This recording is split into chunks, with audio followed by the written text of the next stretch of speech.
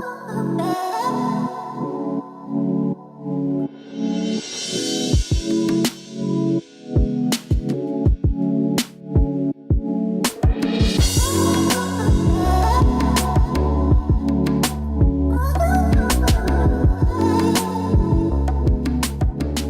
when I discovered fragcom, this subgenre of human that really loved fragrances, I kept hearing about this brand, Clive Christian, and their tagline, the most expensive fragrances in the world. I ended up smelling some of these at my local Neiman's, and to be honest, I wasn't really impressed. But I happened to be shopping online and came across a bottle at half price, and I figured, probably not going to get this any other way other than really on sale. So I end up pulling the trigger on the bottle. So here I give you this review.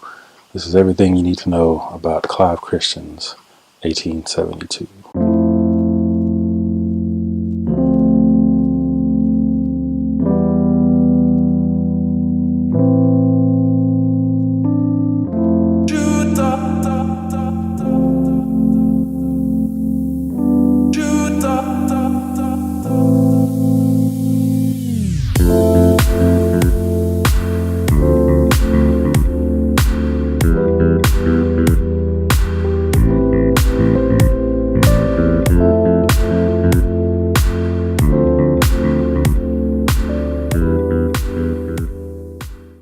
What's going on YouTube? Welcome back to the Pulse Points channel. If this is your first time finding me, please consider subscribing and of course hit the bell for notifications for future videos. Today, an interesting one I'll be going over. This one started out as it was a blind buy, and I started to regret it, but things kind of turned around for me a little bit on this one. So without further ado, let's get into the review. 1872 comes from what the brand calls the original collection, and it's the collection that they say embodies what Clive Christian is for, and that's creativity, craftsmanship, and extraordinary ingredients. Post point number 2, this is green. If you're trying to wrap your mind around what this smells like or get an idea of what this smells like, it's green, it's transparent, and it's fresh. Not exactly sure what particular notes are causing that freshness. I'm going to assume it's the floral mix of florals in this, but nothing really stands out on its own. Post point number 3.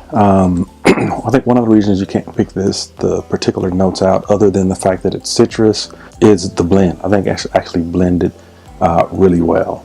The concoction of note that it has, and I think it has like 25 notes that's listed. And of course, there's probably some other notes like, you know, the perfumer's alcohol and things like that they won't put in. But 25 listed notes. I don't get all of those notes. Again, I get citrus.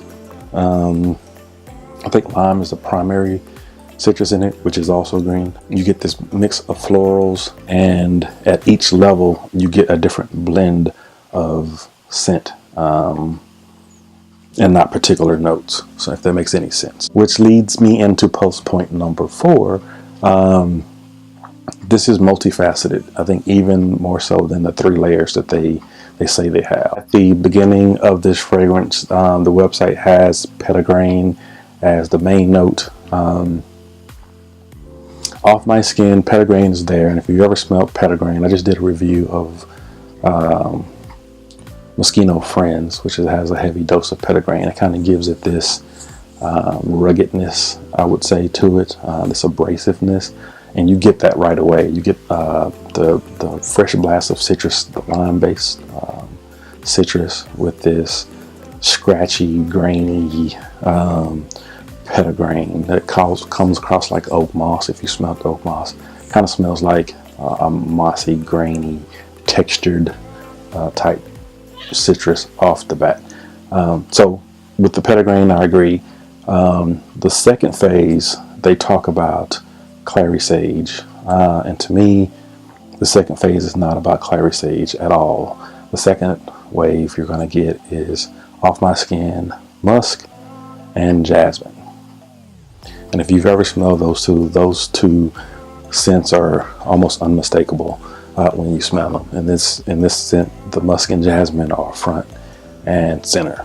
Not my favorite phase, and it's long lasting in this phase too. So I actually thought that was all the fragrance was about, and probably washed this off, took a shower or something before I went through the whole progression. But if you don't like that and you're interested in this scent, you're going to have to wait a little longer, because that musk and jasmine does fade and give way to a fruity, ambery type scent, which is actually really good. I actually like that a lot. It's still transparent, still made for summer. It's not a dark amber, it's still a transparent amber, but a nice combo at this phase. Now you would think that would be it. This is the base, but this is where I think you see some of that quality, and why the price is. You get this plot twist.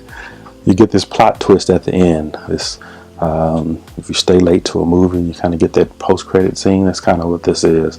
And in the base, you get this smooth, sweet wood. I think it's a combination of cedar, patchouli, and something else that sweetens it up a little bit. Again, really nice, not too dark, not too heavy, still light and transparent. So multifaceted complexity to this thing. This is an old school fragrance. You're not going to smell this and think modern. Again, this is the house. This collection is said to be built off traditional perfumery, the craft and the ingredients, and it really does feel that way. That doesn't mean that it's not luxurious, doesn't mean it's not good. The example that comes to mind is, if I pick a modern fragrance like Aventus. Aventus is fresh, it's new, it's modern, it's hip. To me, it reminds me of, I would liken it to a modern mansion, stucco and glass, right? That's what you get with Aventus. With 1872, it's more like Xavier's mansion, traditional and old school, still luxury, still high end, just a different perspective, a different style of luxury. Now, 1872 was released in 2001 for men.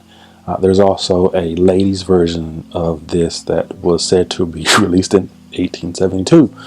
So evidently it's supposed to be the same formulation, just re-released. I don't know when that re-release date was, or if they, when Clive Christian took over. I'm assuming that maybe they had that IP somewhere. I don't know. But that's the only dates I found for the women's version. The men's version was in 2001, and there are several different variations of this. And I think there's about eight flankers for men, or unisex, and then like 4 for the women, and the packaging all looks the same. I believe they just have cursive down in the bottom to let you know, or what flanker it is in cursive down at the bottom. This is a 30 ml bottle. Yeah, this is the 30 ml bottle, and very nice packaging, by the way. This is the 30 ml. It just came. It didn't come with I actually have a larger bottle of C, and the packaging was immaculate on that. It just came with the box. So let's talk about the big elephant in the room, the price. This 1 ounce of perfume, it retails at Neiman's for $2.25. This is by far, I believe, the most expensive per mil fragrance that I have. So what do you get for that price? It smell good? Yes. It smells okay. Great? No. It's not earth-shattering. Does it last? Yes, it lasts long. Ultimately, I think you're buying prestige. The fact that you can say you're wearing Clive Christian, and you're paying for the complexity or the artistry of traditional perfumery. So let's talk about performance. At $2.25, at least it can perform well, right? Yes and no. So I thinking this is a fresh scent, applied it like it was a fresh scent. So I applied it 1 to the chest, 2 to the neck, and finished off with 2 to the pulse points. Too much. I choked myself out on the way to work. It was just, it just kept hitting me. And you don't suffer from olfactory fatigue with this particular scent. I smelled this the whole day. I would say a good 10, 11, 12 hours. I was still smelling this scent in some shape, form, or fashion. I never went nose blind to it. When I got to work, I actually apologized to my co-workers at the beginning. I was like, look, I oversprayed this one. This was new. I'm testing, and none of them could smell me. I'm smelling it the whole day. They can't smell me. The bubble is tight. So the performance good, yes.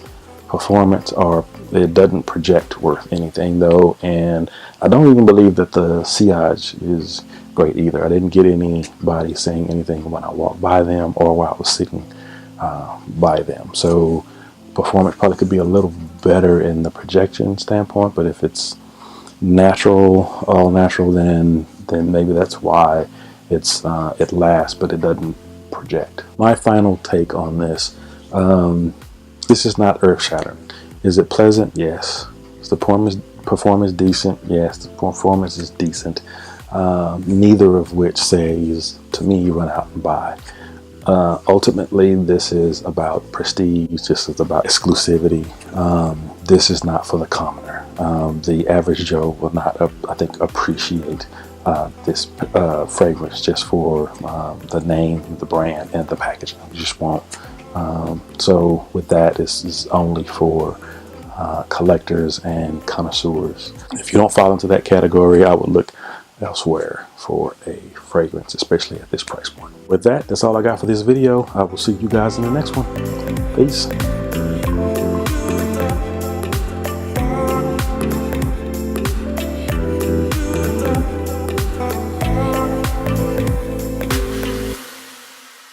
Too much.